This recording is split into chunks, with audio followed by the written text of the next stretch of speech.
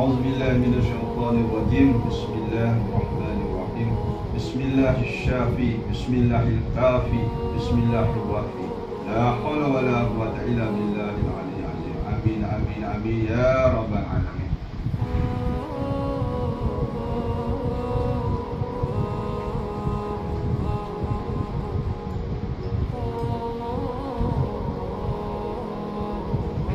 Assalamualaikum warahmatullahi wabarakatuh. Alhamdulillah, hari ini ada seorang pesakit datang untuk mendapatkan rawatan air pinggan putih.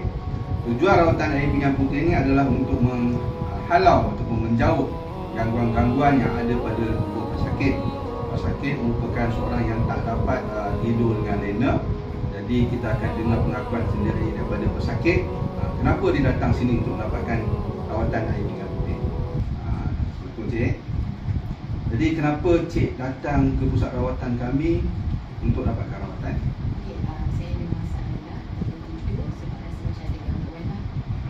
Sejadinya saya datang sebab saya minta air penawar yang putih. Alhamdulillah. Jadi ini adalah salah seorang pesakit yang secara harian datang mendapatkan air penawar pinggan putih yang kita bekalkan kepada pesakit untuk beliau bawa balik dan minum sebagai minuman harian untuk menyembuhkan masalah gangguan-gangguan, InsyaAllah.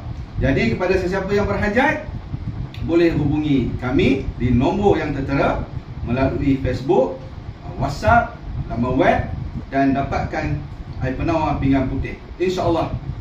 Kita berdoa, kita bermunajat, kita usaha, Allah Ta'ala makbul, InsyaAllah.